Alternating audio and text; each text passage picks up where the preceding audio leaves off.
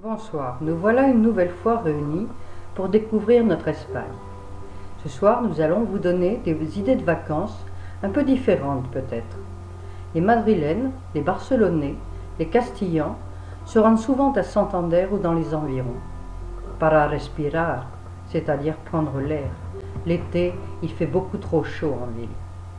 La Cantabrie, au milieu de l'Espagne verte, qui est en général très humide, est une des 17 régions autonomes d'Espagne depuis 1978. Quelle est l'origine du nom de cette région? L'opinion la plus répandue est que ce mot dérive de la racine cant, d'origine celte ou ligure, signifiant roche ou pierre, et du suffixe abre, utilisé dans beaucoup de régions celtes. On peut donc en déduire que Cantabro signifie habitant dans les pierres, en référence au territoire montagneux de la Cantabrie.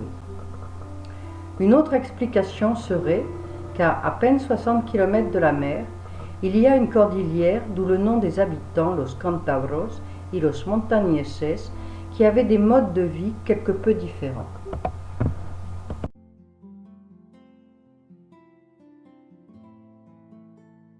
La région de Cantabrie se situe entre les frontières françaises à l'est, portugaise à l'ouest et possède 280 km de côte sur l'Atlantique, appelée mer Cantabrique en Espagne, au nord.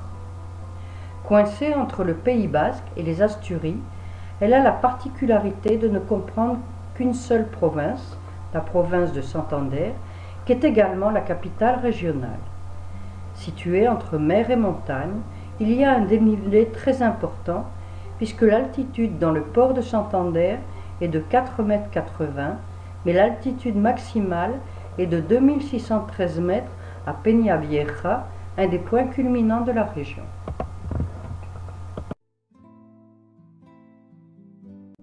Avec une surface de 5321 km², la région fait partie des 3 plus petites d'Espagne et se trouve donc à la 15e place sur 17. Cependant, elle remonte à la 8e place en termes de densité de population avec 110 habitants au kilomètre carré.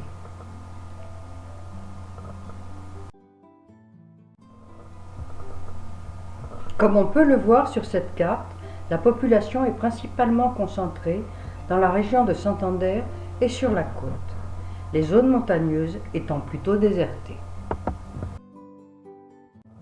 La Cantabrie est une région de dépaysement et de contraste.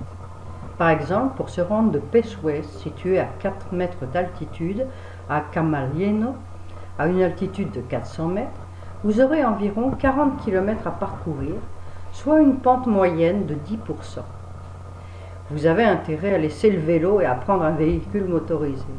En effet, pour bien se rendre compte du dénivelé, comparons à la montée du Ventoux, qui n'accuse qu'un dénivelé de 7% sur 21 km.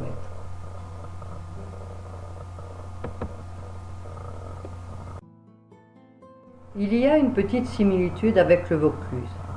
En effet, notre département a une particularité, l'enclave des Papes, insérée dans la Drôme. La Cantabrie a également sa petite enclave, en bas à droite, nommée Balie de Villaverde, enfermée dans le Pays basque. La population y est de plus en plus souvent d'origine basque, ce qui explique les nombreux votes pour le rattachement à cette région. Mais les divers gouvernements de Cantabrie s'y sont farouchement opposés. La Cour suprême, sollicitée 2 fois, a confirmé le droit de la Cantabrie à garder son enclave de 20 km² et ses 420 habitants. Comme toutes les régions riches de leur histoire, la Cantabrie a un passé culturel et folklorique qui est jalousement sauvegardé par les autochtones. Ces traditions se traduisent par des festivals dans les grandes villes, des fêtes populaires et des pèlerinages ailleurs. Elle a aussi une tradition culinaire très riche du fait de l'exploitation de la mer, de la terre, de la chasse et de l'élevage. Tout est prétexte à sortir et à faire la fête. Par exemple, l'été, ce sont les nuits de la Saint-Jean, avec feu, et fêtes foraines à l'automne. La Semana Grande de Santander, qui est célébrée à l'occasion de la Santiago, la Saint-Jacques, le saint patron de la capitale de la Cantabrie, a lieu le 25 juillet, ou pour la San Matteo, la San Miguel, San Martin, qui correspondent à la récolte des haricots, du maïs, à l'abattage du cochon ou au semail de l'ail. Nous allons maintenant nous promener sur un marché traditionnel.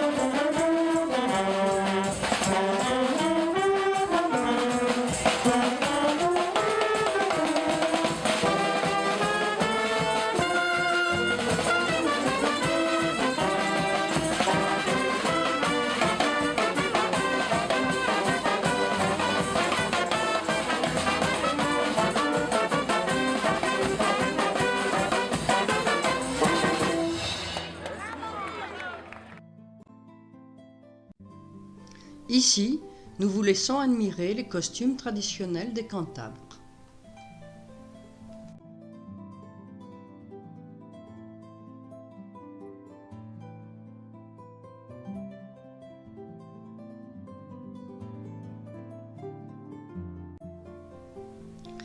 Les albarcas sont des sabots très utilisés dans le nord de l'Espagne, en zone rurale et plus particulièrement en Cantabrie. Ces sabots sont très utiles pour marcher les pieds au chaud et au sec dans les terrains boueux et la neige peu épaisse, mais également sur des terrains caillouteux car ils sont toujours stables grâce à leurs 3 points d'appui. Les sabotiers de la côte cantabrique sont célèbres pour leurs sabots à plots. L'un d'eux a eu aussi l'idée d'équiper des sabots de lames de bois de chaque côté, ce qui améliore la portance et leur permet de moins s'enfoncer dans la neige. Voilà les sabots à neige qui réinventent les raquettes.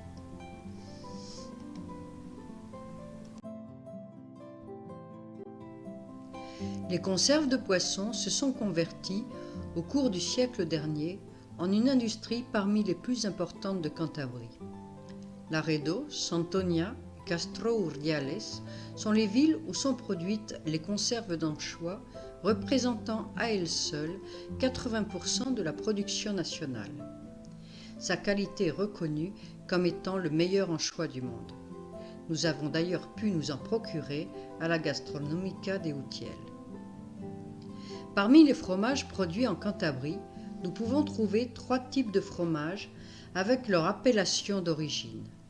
Le queso de Cantabrie, les quesucos de Liébana et le queso picón Béges Tresviso. La Cantabrie est aussi une région avec une grande tradition de desserts. L'excellente qualité de son lait et de ses produits dérivés ont été la base de la pâtisserie artisanale de la Cantabrie, avec de délicieux desserts tels que la quesada pasiega ou le sobao pasiego, qui bénéficient depuis 2004 d'une indication géographique protégée. Les recettes de ces 2 pâtisseries de la région de la Vega de Paz sont bien cachées par les habitants qui sont par nature très discrets. Pour l'anecdote, de nombreux habitants de la Vega de Paz ont émigré en France en tant que pâtissiers et glaciers. Peut-être que le créateur de la maison Lopez, bien connu des Pertuisiens, venait de cette région. La liqueur typique de la Cantabrie s'appelle l'orujo. Il s'agit d'une eau-de-vie produite à Orujo de Liébana, dans les Picos de Europa, une montagne qui s'étend sur les provinces de Cantabrie, des Asturies et de Léon. Cette liqueur, créée à partir de la peau du raisin, est connue et consommée dans toute l'Espagne. Nous allons maintenant vous présenter quelques plats traditionnels qui vont certainement vous donner envie de visiter la Cantabrie. El cocido de Liébana. C'est le plat typique de la région de Liébana, située donc dans les Picos de Europa. Il s'agit d'un plat mijoté à base de viande de porc sous toutes ses formes, de pois chiches, de choux, de pommes de terre. Le tout cuit lentement dans un bouillon qu'il convient de manger avant le plat en lui-même, agrémenté de vermicelle. Appelé pommes de terre à la riojana ou patatas à la riojana en espagnol, cette recette est en fait un ragoût ou plutôt une soupe très facile à réaliser et qui constitue un repas goûteux et gourmand. Le boudin, qui est ici coupé en rondelles avant d'être passé à la poêle, est consommé avec des œufs et des frites. La cecina, similaire au jambon, mais où on utilise une cuisse de bœuf au lieu de porc, est un jambon digne de tous les jambons ibériques. La cecina ne doit pas être confondue avec la viande des grisons d'origine suisse, pour laquelle plusieurs morceaux sont assemblés, puis, après séchage, sont comprimés pour donner une forme de parallélépipède. Le procédé de fabrication de la cecina est le même que pour les jambons crus. La cuisse de bœuf est simplement salée, aromatisée et séchée. Mais on trouve également, bien entendu, de nombreuses recettes de poissons et de fruits de mer. Ici, vous voyez du San Martín à la plancha.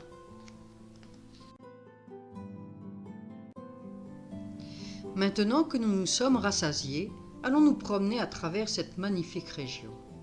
Nous commencerons notre voyage par la capitale Santander, puis nous continuerons dans le sens inverse des aiguilles d'une montre, à travers les villes côtières, la plaine et la montagne, pour revenir à Santander.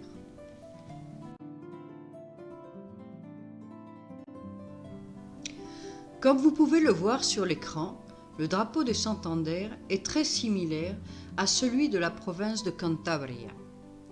Sur l'un, le fond est bleu et blanc, et sur l'autre, rouge et bleu. Chacun arbore en son centre ses armoiries qui, elles aussi, sont très semblables, comme vous pouvez le constater. Celle-ci nécessite un minimum d'explication. Vous voyez un bateau, par 3/4 arrière, qui vient de briser une chaîne reliée à la Torre de Oro. Oui, mais cette tour se situe à Séville. Alors que fait-elle à Santander ? En voilà l'explication. Nous sommes en 1248 à Séville. La ville était alors occupée par les musulmans de l'émirat de Grenade. une expédition fut ordonnée par le roi de Castille, Ferdinand III el Santo, pour reconquérir l'Andalousie. Conduite par Ramón de Bonifaz, une flotte de bateaux asturiens et cantabriques remonte le fleuve Guadalquivir en mai, puis parvient aux abords de la ville, protégée par les chaînes placées en travers du fleuve. Un jour, un capitaine asturien lance son navire sur elle et les brise, libérant ainsi le passage et permettant par la suite de reprendre la ville le 23 novembre 1248. En hommage à cet exploit, le roi a décerné le droit à 5 villes de la région des Asturies et de Cantabrie de porter sur leur écu une représentation de cette victoire. C'est le cas pour la ville de Santander. Au-dessus du bateau 2 têtes, celle-ci représente les 2 saints patrons de la ville, San Emetorio et San Celedonio, qui étaient des légionnaires romains postés dans la région, mais convertis à la nouvelle religion, le christianisme. Ils furent victimes des persécutions à l'encontre des chrétiens vers l'an 300 et finirent décapités.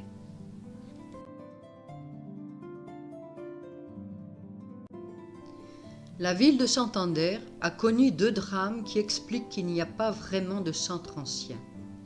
En effet, en 1893 se produit l'un des événements les plus dramatiques de l'histoire de la ville, l'explosion du navire Cabo Machichaco sur les quais qui provoque la mort de 590 personnes et environ 2000 blessés. Le bateau à vapeur Vizcayen était chargé de 51 tonnes de dynamique et en pleine lutte contre l'incendie, la charge explosa, ce qui étendit l'incendie aux rues situées à proximité du port. Après les épreuves de la guerre civile, Santander doit faire face à un autre désastre, l'incendie de 1941. Celui-ci, connu sous le nom de l'Andalus, car il débuta rue de Cadiz et s'acheva rue de Séville, débute le 15 février au moment d'un ouragan de vent du sud et détruit ensuite la plus grande partie de la zone ancienne de la capitale. 1783 logements brûlèrent et 37 rues disparurent totalement.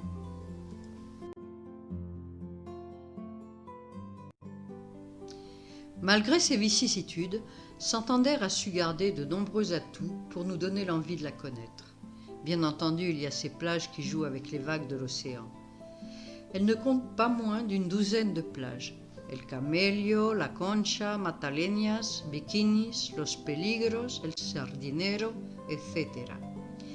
Elles assurent la fonction balnéaire de cette partie du littoral, en dépit d'une eau réputée froide et de vagues souvent puissantes qui font le bonheur des surfeurs et des kitesurfers. Vous voyez ici les 8 principaux.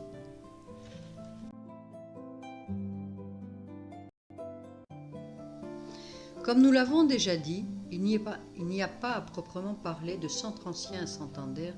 Malgré tout, vous pouvez visiter certains bâtiments caractéristiques à travers la ville et notamment des églises. N'oublions pas que nous sommes en Espagne. Vous voyez ici la cathédrale Notre-Dame de l'Ascension. La construction de la première église a débuté en 1131 pour abriter les reliques des 2 saints, Éméter et Chéridoine. Le portail principal, construit autour de 1230, est d'un intérêt particulier car il contient le premier blason montrant des lions et des châteaux ensemble après l'unification de la Castille et Léon à l'époque de Ferdinand III de Castille. L'édifice a subi des dommages considérables à la suite de l'explosion du bateau à vapeur dont nous avons déjà parlé. Après avoir survécu à la guerre civile espagnole, il a subi de graves dommages dans l'incendie de 1941 et a nécessité une reconstruction très importante entre 1942 et 1953. Mais il y a de nombreuses autres églises à Santander, en voici quelques-unes.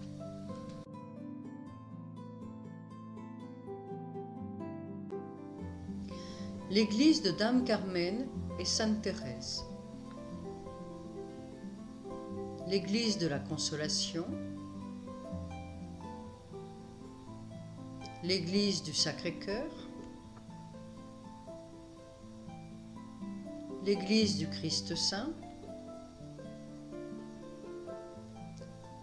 l'église San Antonio, l'église Santa Lucia, l'église Saint-François d'Assise et d'autres encore. En plein centre-ville, près de la cathédrale, un bâtiment datant de 1916 semble être un palais. Sur la façade principale, il y a un grand escalier avec un portique qui donne accès au bâtiment et sur la porte principale, un chapiteau et une grande horloge. Le plus remarquable de la façade sont les tours des angles différentes les unes des autres, ainsi que le balcon. La frise supérieure de la façade est faite de marqueterie, tandis que le reste du bâtiment est en pierre blanche. Les boîtes aux lettres sont en forme de têtes d'animaux. Les lettres sont glissées dans la bouche. C'est un bâtiment qui mérite votre visite, surtout de l'extérieur. Mais si Santander est la capitale et la plus grande ville de la région de Cantabrie, de nombreux sites sont très touristiques. Comme promis, nous allons rejoindre Suances. Suances est exclusivement tournée vers le tourisme. En effet, elle profite de 5 plages, dont une très protégée dans l'estuaire du Rio Saja-Besaya, ainsi que son petit port. L'une des plus belles plages est la plage de Los Locos, ou des Fous en français. De Suances, dirigeons-nous vers Torrelavega. C'est la deuxième ville de Cantabrie la plus importante. C'est la ville de Cantabrie qui a le plus grossi depuis la guerre civile. En effet, elle a la chance d'être située dans un environnement naturel remarquable, puisqu'à 10 minutes à peine de la côte de Suances et à proximité des magnifiques villages de Santillana de Mar et Comillas, où nous irons ensuite, mais c'est une ville peu intéressante à visiter, à l'exception de la cathédrale et de l'église de la Vierge. Malheureusement, c'est une ville très industrialisée et polluée. La cathédrale est l'œuvre la plus représentative du néogothisme en Cantabrie. Construite à la fin du XIXe siècle et inaugurée en 1901, elle occupe une superficie totale de 1700 mètres carrés. Ses dimensions sont vraiment spectaculaires, avec une hauteur de 19 mètres de haut et les 50 mètres de hauteur du clocher. Quant à l'église de la Virgen Grande, elle provoque toujours la controverse dans la population à cause de son modernisme. Les fêtes de la Virgen Grande, qui ont lieu à la mi-août, offrent un singulier gala floral et un défilé de chars. Elles ont été déclarées d'intérêt touristique. Il est indispensable de goûter les polkas, friandises typiques de l'endroit.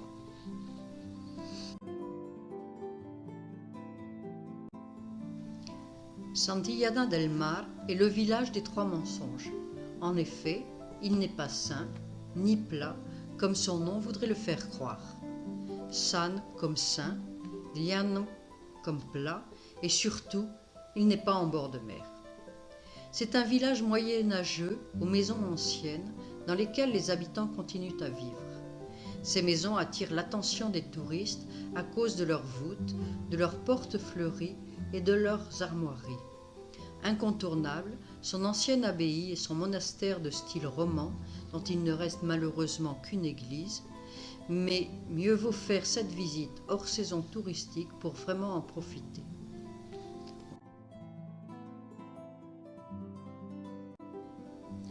Dans la proximité immédiate de Santillana del Mar, de nombreuses grottes vous attendent, et notamment la grotte d'Altamira, visite incontournable pour ses peintures rupestres. Il a été dit qu'avec Altamira, la peinture a atteint un sommet difficile à surmonter. Elle représente la maturité d'un art primitif, mais parfait. La grotte a été découverte en 1868 par Modesto Cubillas. Il y reviendra avec sa fille en 1879, 11 ans après, et c'est elle qui a repéré les peintures en disant « Regarde papa, des bœufs !» Comme pour Lascaux, et afin de protéger ce patrimoine, seuls quelques privilégiés peuvent visiter la grotte originelle. Par contre, un musée a été créé juste à côté. c'est la reproduction exacte de la grotte, complétée par un musée très didactique présentant l'art et le mode de vie des hommes du Paléolithique.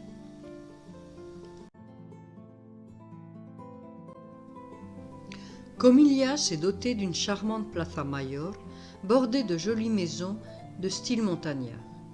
C'est une station balnéaire où Alphonse XII aimait séjourner.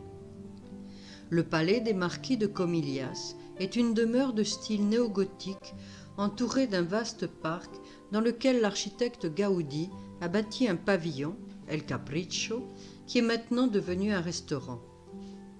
Le pape Léon XIII fonda le séminaire de Saint-Antoine de Padoue en 1890 en réponse aux efforts du marquis de Comillas pour construire une institution pour l'éducation des candidats locaux au sacerdoce. En 1969, l'université a été transférée à Madrid où elle peut accueillir un plus grand nombre d'étudiants. Entre Comillas et San Vicente de la Barquera, on traverse le parc naturel de Hoyambre, plus connu sous le nom de plage de Hoyambre, qui englobe un total de 5758 hectares de côtes.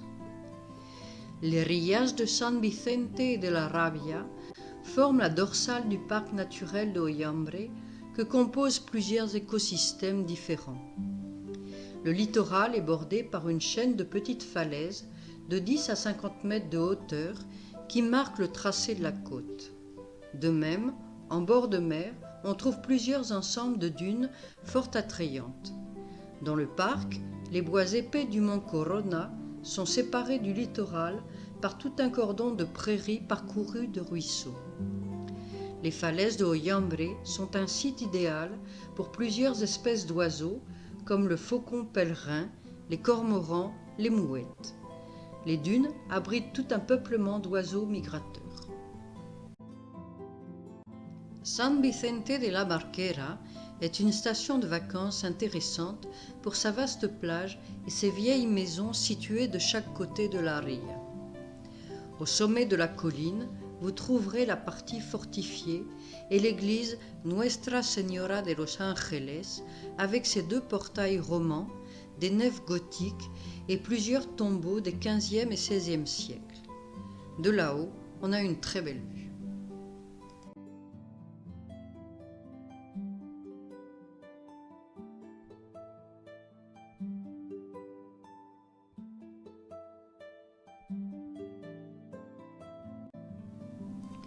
Pour nous rendre à Potés, nous allons traverser le défilé de la Ermida sur 20 km.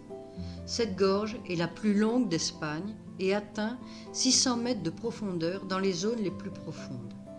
La route permet à chaque virage de découvrir des pics et des abrupts en direction de Fuentedé où nous prendrons un téléphérique. Des belvédères aménagés permettent de ne rater aucun point de vue et vous invitent à vous arrêter. Ce sont d'ailleurs les seuls endroits où l'on peut effectivement faire une halte et des photos. Admirer ces paysages si grandioses.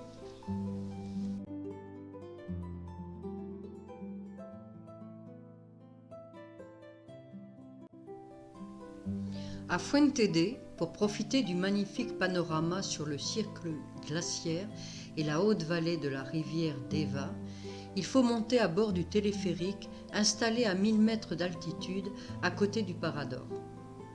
Entouré d'un glacier, le téléphérique gravit en 3 minutes près de 800 mètres de dénivelé jusqu'à la station du Balcón. Le Mirador del Cable surplombe un à-pic de 1800 mètres. Les plus aventuriers d'entre vous pourront se donner des sensations fortes sur la Via Ferrata que nous vous montrons maintenant.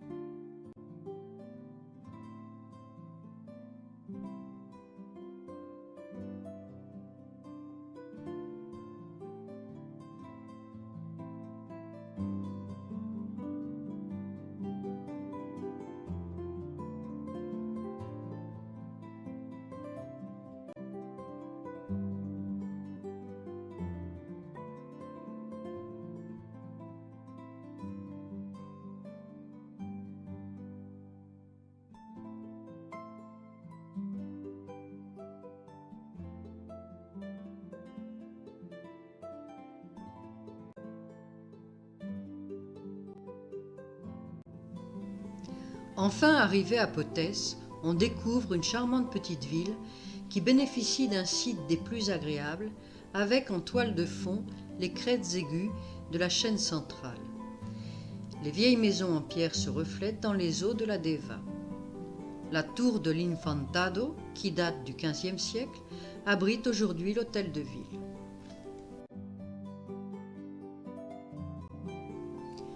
Alto Campo est une station de sport d'hiver parfaitement équipée, située sur des sommets qui dépassent les 2200 mètres d'altitude. À 100 km de Santander et à 24 km de Reynosa, enclavée sur la cime de la vallée de Campo, elle offre de magnifiques installations pour la pratique du ski ainsi qu'un magnifique paysage. Avec ses 23 pistes skiables, c'est la troisième plus grande station de sport d'hiver de la Cordillère Cantabre. Un gros avantage de cette station est qu'elle est parfaitement accessible en train ou bus à partir de Reynosa ou directement et rapidement en voiture.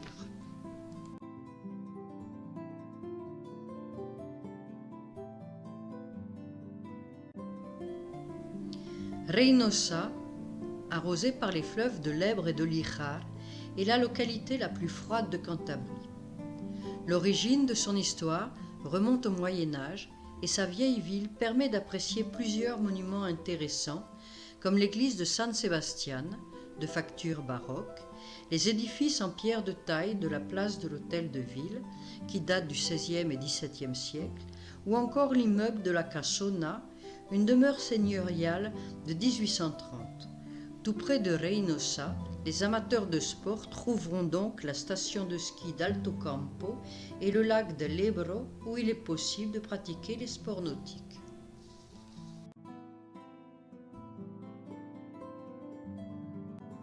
Cabuerniga est un petit village situé dans la vallée de Cabuerniga, partie du parc naturel de Saja Besaya, de seulement 180 habitants, mais le centre-ville a été déclaré historique parce que le village est un bel exemple de l'architecture populaire. Maison de montagne typique avec des boucliers et des solariums, dont la Casona de Augusto González Linares du XIXe siècle. On accède par un escalier à l'église paroissiale, située sur une colline à l'extrémité du village. De là, il y a une belle vue sur tout l'environnement naturel de la vallée. Construite au début du XXe siècle, dans un style montagnard, sa façade est toute en pierre et il faut souligner en particulier le clocher carré. Une foire aux bestiaux renommée y est organisée tous les ans. Celle-ci attire beaucoup d'éleveurs de la région.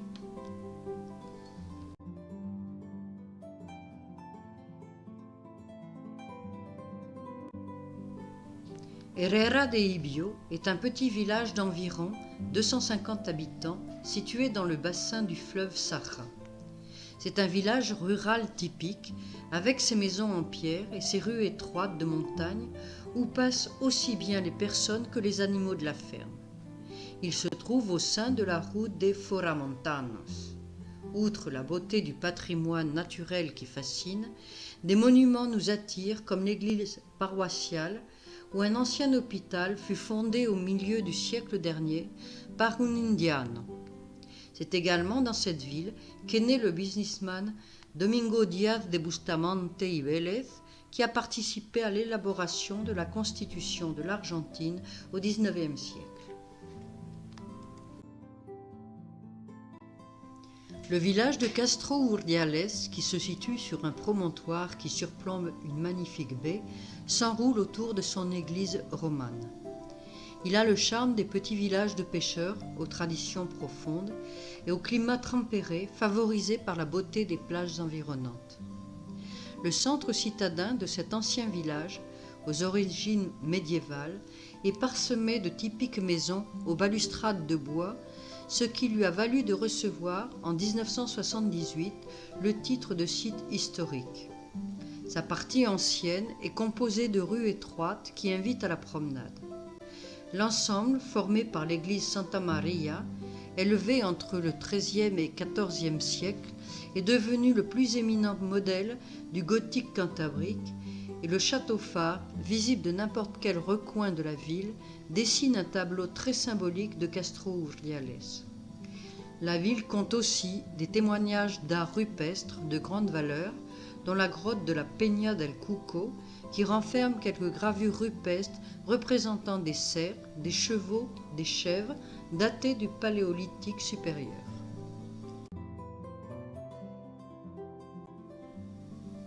À Laredo, la longue plage est bordée d'immeubles modernes, alors que la vieille ville se tasse autour de l'église.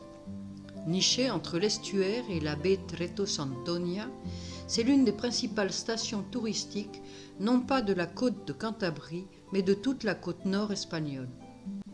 La ville se décompose en 3 secteurs distincts: la Puebla Vieja y Arrabal, la zone Eixample y El Puntal. La Puebla Vieja y Arrabal, édifiée plus tard, est à l'origine de la ville. Ses origines remontent au Moyen Âge et conservent encore des traces de ses anciennes murailles.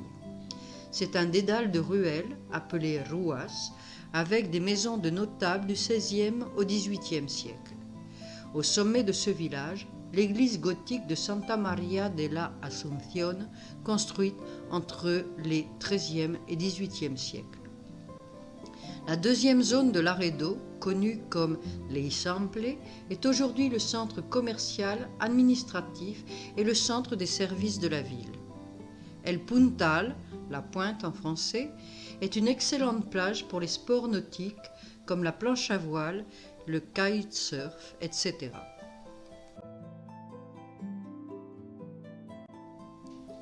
En face de Laredo, on peut découvrir Santonia. Le port de pêche fut en son temps l'un des quartiers généraux des troupes napoléoniennes.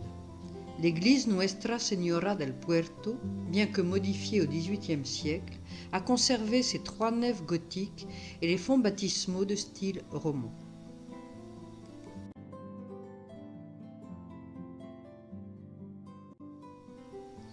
Isla y Noja, 2 villes très imbriquées l'une à l'autre, sont essentiellement tournées vers le tourisme grâce à leurs grandes plages.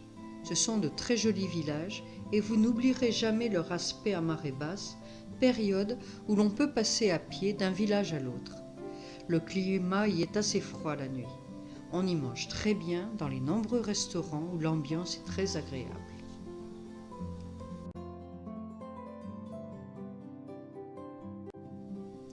De retour à Santander, nous allons maintenant vous faire découvrir la presqu'île de la Magdalena d'une superficie de 25 km².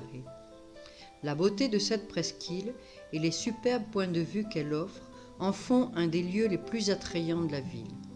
Vous pourrez vous promener dans son jardin public et flâner jusqu'à la zone qui domine El Sardinero.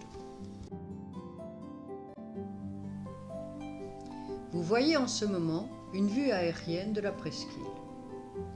Tout d'abord, voici la plage des Bikinis. Cette plage s'appelle la Playa de los Bikinis car c'est ici qu'allaient les jeunes filles étrangères qui venaient à l'université Menéndez Pelayo pour apprendre l'espagnol dans les années 1960 et qui portaient les fameux bikinis ou maillots de bain de pièces, une révolution pour le Santander de l'époque. Si vous êtes en vacances à Santander avec des enfants, vous adorerez faire un pique-nique dans le parc. Il existe de multiples endroits où aller, selon les goûts et les envies de chacun. Vous pouvez choisir l'une des tables avec des bancs en bois du côté de la plage, profiter du soleil sur les pelouses ou alors vous asseoir à l'ombre de grands arbres. La visite la plus importante est sans doute celle du palais royal de la Magdalena, qui siège sur les hauteurs du parc et qui domine l'entrée de la baie de Santander. Il fut construit entre 1908 et 1911, avant de devenir en 1913 la résidence d'été des rois d'Espagne. Aujourd'hui, il accueille l'université d'été Menéndez Pelayo après avoir été donné par Juan Carlos à la ville pour un sou symbolique. Si vous voulez voir l'intérieur, vous pouvez faire la visite guidée qui dure environ 45 minutes. Une autre attraction qui peut être visitée gratuitement est le musée dédié à l'homme et à la mer, Museo El Hombre y la Mar. Vous pourrez y observer entre autres 3 caravelles qui ont traversé l'océan Atlantique pour arriver jusqu'en Amérique. Le mini-zoo possède plusieurs bassins à l'accès gratuit et vous pourrez observer des canards sauvages, des lions de mer et des phoques.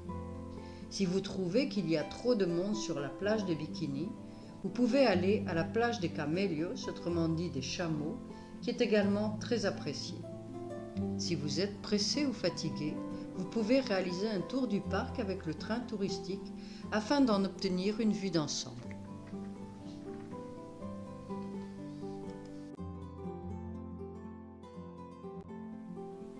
Notre périple autour de la Cantabrie d'environ 500 km vous a fait découvrir une partie de son patrimoine et de ses paysages fabuleux. Pour terminer cette présentation, nous vous proposons un extrait d'un reportage diffusé par France 2 qui vante la modernité de la ville de Santander. 180 000 habitants incarnent cette ville du futur. Elle a été choisie par la Commission européenne pour être le premier laboratoire vivant au monde. Une ville qui sait où vous allez et ce dont vous avez besoin.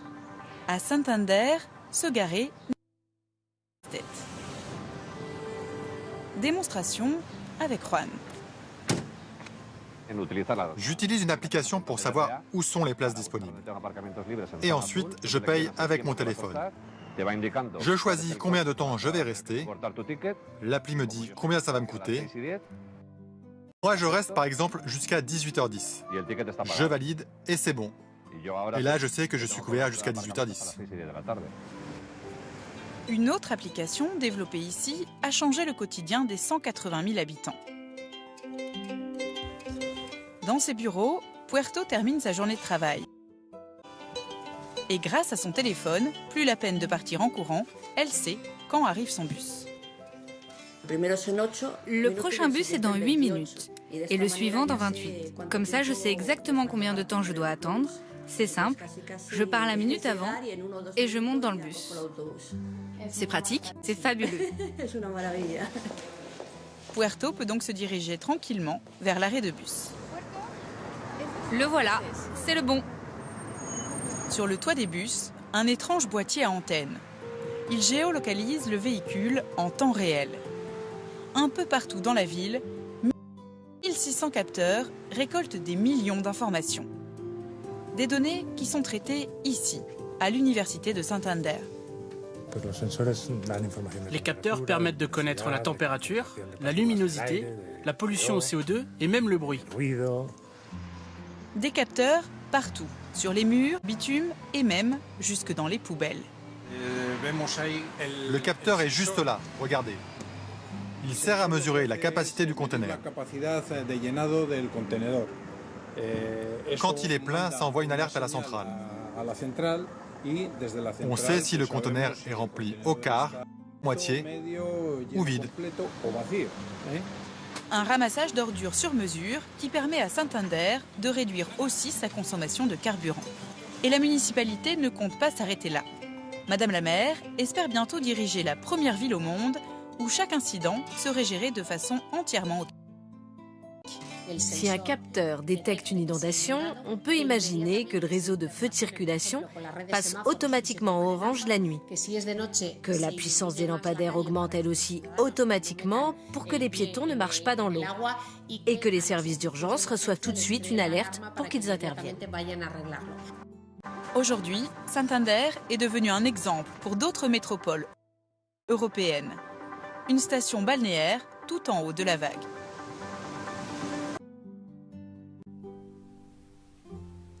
Nous vous remercions de votre attention et nous souhaitons vous avoir donné envie de visiter cette région de l'Espagne verte qui ne demande qu'à vous faire partager tout son patrimoine. Maintenant, nous vous laissons écouter l'hymne de Cantabria.